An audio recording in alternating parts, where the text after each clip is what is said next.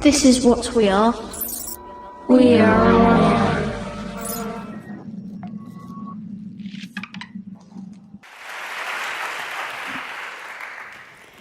I feel so much part of the family, I adjusted to the branding down to my hair. Such a pleasure being here. I speak at a lot of events, and I feel I learned a lot of my tricks, but speaking to a group of peers that I believe are as critical as I am is much more stressful and exciting as well. So today, I want us to all ask together, where are the futures born? And as Andres says, I'm echoing with all my heart, there is no future, only possible futures. I'm a futurist, or that's how I get labeled.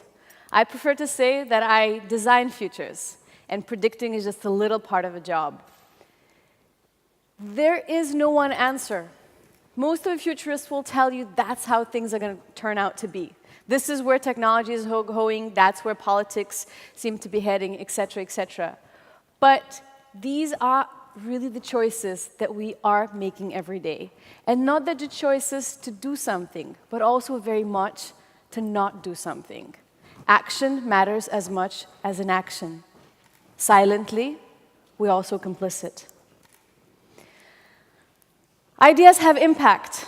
How we think about the future has impact. How is our future thinking informed? I believe that media is the modern-day mythology. It builds the foundation of our civilization and informs the values and even policies for generations to come. We grow so accustomed to certain visions of a future, we don't even see them as something strange or bizarre or having somebody else's agenda. Here, I'll paraphrase Nnedi Okorafor, Nigerian-American science fiction writer, and say that science fiction world design is one of the most powerful forms of political imaging. So she speaks about science fiction writing, I speak about the world design. World design is what I do. I work with the entertainment industry on movies, series, and other kind of entertainment projects, and imagine what futures could be like. I also help technology companies to see geopolitical, sociocultural context in which their technologies could be set in. And as of most recently, I tried to bring in the techniques of a science fiction world design to help real places, cities, countries, to imagine and design and ultimately build better futures. So we're not there yet. We're not completely blended between the digital and the physical world. As Inari2 speaks, we somehow still are in that moment where we're trying to escape. Right now, we stopped escaping reality with the digital world, and we're starting to escape digital world with reality. Where we're going is the merger of these two. And that will happen before even the advanced brain-computer interface or contact lenses that allow us to embed digital content as we move through our daily lives. The important thing to understand when we speak about futures that are depicted across the field is that cultures are defined not just by the stories they tell, but also the ones that they don't, as my friend Laurie Penny says. So I want to walk you through some of the recent futures. Some of the futures that echo a lot the 80s back. And these are some of the biggest science fiction movies that came out in this last year. Altered Carbon, the series by Netflix, Blade Runner 2049, and Ghost in a Shell. I get associated with cyberpunk a lot. However, I'm immensely critical of where it's gone and where especially it seems to be further going. So what do we see? Let's walk back. We see cities that exist in a world where environment has been completely destroyed. We see again and again and again, objectified female body. This shot didn't need to be taken from all the way down below for us to see this dancer's crotch. Yet that's how that shot is taken. We don't need a sexualized female reflection on that window still, yet we see that. And what about creative interventions? What about artistic element of the future cities? The only way that we see future technology being used, holograms, AI, VR, is for the further goals of marketing. We don't really see avant-garde creativity. We don't really see art. We don't really see anything that actually improves people's lives.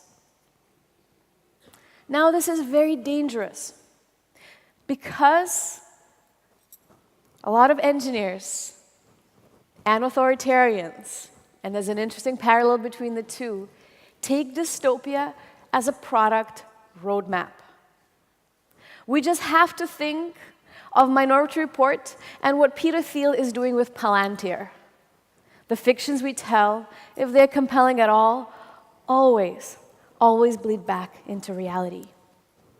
So, if we could walk maybe through what these dystopian visions lack, maybe we could start thinking not what utopias, but more positive visions of a future could have more of. Number one, diversity. Cultural, of course. How much more future perspectives from a completely westernized angle we can see? Why there's so much cultural appropriation and barely any cultural integration? Can we start seeing futures that happen in other continents? Can we start seeing futures that happen across global south? Can we start having people of different backgrounds represented in these imaginations of tomorrow? Now, also about gender. How come we can imagine intergalactic space travel, yet we are stuck with a binary world of the alpha males and objectified women? It serves nobody, not even men. Can we go beyond that spectrum and really, instead of just thinking that we put somebody as a token who doesn't fit in that binary world, really think of them as people inhabiting that future world? But also, and definitely not least, when we imagine all these future technologies, from exoskeleton bodysuits that could allow paraplegic people to walk, to replacement body parts to, again, brain-computer interfaces, where are people that are differently abled in that future world? And why we continue seeing them being excluded? Point number two, community narratives. When Donald Trump stood up on a stage and said, "And only I alone can change America," a lot of people actually believed him. And as I say, fake news is not really the problem. The problem is that it finds the fertile ground to grow in. If people are used to these stories of single hero narratives, then a phrase like Donald Trump's echoes in their mind and responds something to. So what we vitally need is stories of communities coming together beyond their cultural, disciplinary, generational, gender, and add whatever else you wish differences. Values evolution. I think so many of us in this room will agree that access to us is much more important than ownership. I think most of us will agree that we start almost having a distaste for things. I think the word exclusive that everything was marketed with just a decade ago now is becoming a dirty word. And luxury is not about possessions, but actually about the possibility and liberty to explore. So, could we imagine those worlds that are not a furthering of late-stage capitalism, but a world built on different set of values, and really think what those values could be? environmental awareness. As we saw in those dystopian movies that I shared, as well as a recent one, Ready Player One. In fact, they're not science fiction, they are pure fantasy. Because if we reach such stage of environmental destruction, we would not be able to walk as we are in the streets. Either our cities would have to be covered by domes, or would have to wear gas masks. The tropical forest would go on fire, and whatever that we've been seeing last year happening in Los Angeles, with their parks on fire and houses being burned down, would be multiplied thousandfold. So can we rethink the way we imagine these future cities? Can we think how we don't persist in that world where urban development and nature can never coexist? How could we think of natural environment and urban fabric being enmeshed? Body reimagined. I was last week with my friend Liviu Babitz from Cyborg Nest, and we're talking about what our society and how our culture could change if we add additional senses. Our culture is built on the senses that we have today. Now, what happens if we can't augment them? What happens if we start having animal senses and abilities to see the world? What stories that could generate? And another point so dear to me, because most of my time as a digital nomad, I actually spend outside the Western context. And that is ritual and spirituality. When I give talks in India, people ask me so much how whatever technologies that we are talking about would actually be used in the future as part of spiritual practice. How that could change spiritual practice or how it could integrate. So why none of the stories of that are being told? And then last, and actually most dear point to me, is creativity, youth, and street culture. I'm so involved with the world of technology, and it makes me immensely sad that most of the depictions of how technology would be used in the future tense are for military or police state purposes, or at the very best, advertising industry. So could we think how we would be using drones, AR, VR, MR, AI, nanotechnology, biotech, genetical engineering, not just to cause harm, and not even just to solve problems, but actually to continue creatively express ourselves as humanity? And where is the youth, and where is the street in that future world? Because technological progress without humanitarian evolution always, always, always equals dystopian future. Nostalgia is poison. There's no way to go back. There's no way to retreat. There's no way to pretend that these technologies do not exist or that they can be stopped. But also, fuck techno-fetishism. We cannot go back, but just going forward without looking at where we come from will not lead us anywhere but straight into the wall. So the important thing is to really find that space in between where we take into account what is the culture that we come from?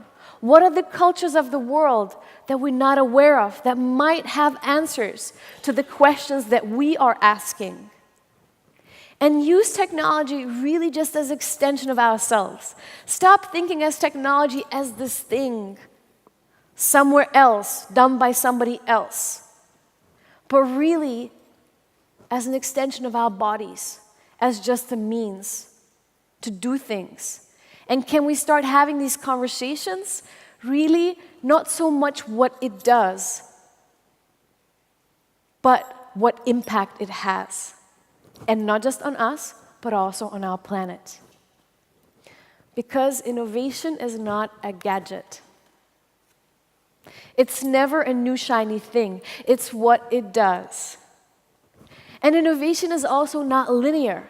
So many answers to architectural design, sustainability problems, in fact, or societal issues, in fact, have been solved in some cases, millennia ago. And maybe we need just to go back and look at these ancestral techniques and technologies and see how they can be brought back to the modern life and how they could collide, coincide, and collaborate with whatever that is at the bleeding edge today. So what is the real challenge? It's not blockchain or VR or AI. The real challenge is to imagine a future that has hope in it. And this hope, it cannot be in technology. It has to be in humanity. I'm so honored to be virtually sharing the stage with our next speaker, Audrey Tang, and her thought, actually, she called this poem a prayer, has been immensely influential. So I want to read it out. When we see Internet of Things, let's make it an Internet of Beings. When we see virtual reality, let's make it a shared reality. And when we see machine learning, let's make it collaborative learning. When we see user experience, let's make it about human experience. And when we hear the singularity is near, let us remember the plurality is here. We are our plurality. We have plurality in this room, but we also are the plurality of this world. How many of us really step out of our comfort zone and make sure that we follow, we read, and we quote? Even in our talks and presentations, we will quote and introduce people that come from different backgrounds, different cultures, different genders, different spectrums of ability than us. It doesn't come naturally. We have to make that step ourselves. So speaking about paradoxes, I want to quote my friend Manvendra Singh Shekhawat, an Indian innovator and developer. I want to marry heritage, diversity, and human potential, create sustainable ecosystems that celebrate life and learning, curiosity and creation, uniqueness and interaction. I want to participate in creating the future vision that is equally forward-looking and responsible. These things seem such a challenge, but it's an incredible opportunity. It's so important to look at all these things that are wrong. As we started off, right? Everything is political. Every choice that we do is political. But that is an opportunity to rethink that world. And instead of just being stuck in a criticism, which is vitally important, we also need to find ways that are a celebration of all of us that are sharing this world. And I believe there is a way to bridge past and future with grace and without resorting to nostalgia or erasing the heritage entirely. It's hard, and we've been seeing so few examples of that in the media. However, recently, Black Panther happened. So I want to speak to you about the world of Wakanda. By no means I'm an expert of it, and I am biased. Hannah Beachel, the production designer, is a friend, and we've been exchanging a lot of ideas. But I think this is such an incredible thing that happened that hopefully opened doors to so many more new things that would not necessarily have to happen and come from Hollywood studios, but could translate to the lives and the storytelling that all of us do. So let's just walk through it fast. This is a future city. It's a city in the present moment, but it is essentially a futuristic city. We see the skyscrapers, we see the towers, but it's not set in a dystopian landscape. It is set amidst natural environment and cohabits with it. We see the tall buildings, yet they're not a replica of whatever that is in New York, Doha, or Tokyo. They integrate and embed within them traditional African architecture and building techniques. Among the most important things that I don't see that many people have noticed about the world of Wakanda and what seems a massive innovation in terms of how these worlds are designed for me is that there is no opposition between the high and the low. The people in the towers, the king himself. And the people on the street, on the ground level in the bazaar. These are not two opposing worlds. The street is not this seedy place. The street is also where life happens. There's a cultural and human flow between the two worlds, and they're not in opposition with each other. And I think the reason why we have not seen such examples before is because mostly the creators of these sci-fi worlds were extremely privileged people living up in Hollywood Hills, completely terrified of the vision of the world that Global South is. Because in a Western world, we erase the street level. We erase the life of the bazaar. And so we look at it as something that endangers us. Now, Wakanda has changed that perception. What's incredible, too, is how much effort Ryan, Ruth, and Hannah have done in actually going out and researching the cultures, the people, and the traditions on the African continent, and how amazingly they managed to bring that all together and connect whatever is, again, at the bleeding edge to things that are ancestral. And speaking about celebration, they are people that have spacecraft and unimaginable new technologies that we only are still dreaming of. Yet they have not forgotten the culture where they come from. They have not forgotten the water. They have not forgotten the wind. They continue celebrating that and not seeing the dichotomy between the two. And what about this one last thing? Important thing to understand about the Black Panther is that it is a movie, of course, that exceeded its expectations in its commercial success. But even before they released it, they knew it will be seen by hundreds of millions of people. They actually embedded essentially an ayahuasca ceremony in it. Now talk about opening minds. It's going to be seen by kids, the adults, people from all cultures and religious backgrounds. And yet we're even bringing a psychedelic ancestral ceremony in it. That's important. That's how we push the needle forward. Not even talking about how much they inverse the gender parity. So my friend Bhaskar says that in Western art, the artist is allowed to vomit their psychosis without acknowledging the effect it has on the audience. And it's so true. What we go to the next point is that creatives have a key role in designing tomorrow. If you cannot see it, you cannot do it. So we are very much the ones that start with that vision, that then engineers go and work towards. So we have to start taking that responsibility. When we envision some kind of world, who it could inspire to create what. Because I firmly believe that it's only smart future plus creative future that can equal regenerative future. By now we realize we've been a destructive force. We know we need to become a sustainable civilization, but so much damage has been done that we actually need to find ways to become regenerative intelligence, and that will only come through creativity. And re-echoing Audrey Tang, let's shift from that thinking of virtual reality into a shared reality. And how do we convert imagination to transformation? First of all, we need to ask more out of our own imagination. Then we need to go out and seek out people that are different to us and really, really converse with them. Converse with them about things we don't know. Converse with them about things that we are uncomfortable about.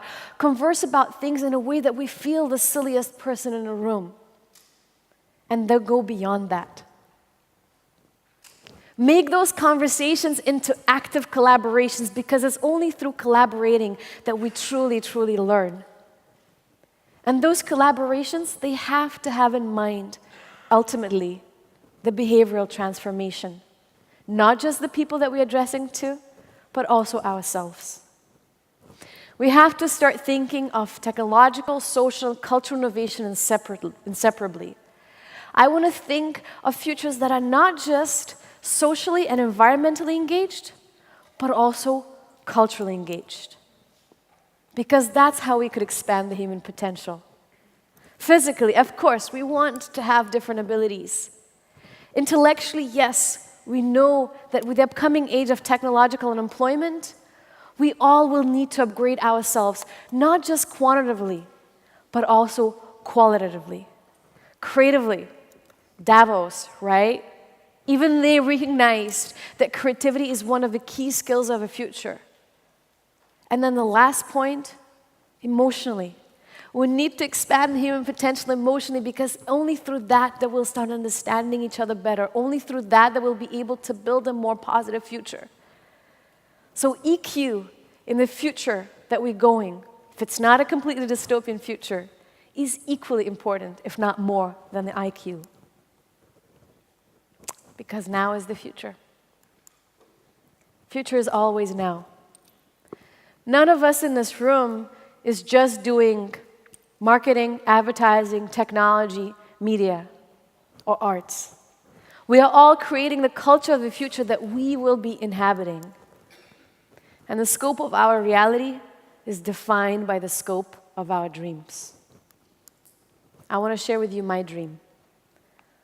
I dream of futures that are post-gender, post-race, post-nation state. Now, that does not mean that we should not recognize gender, race, or be part of a nation state. What it means is we should not be confined to it.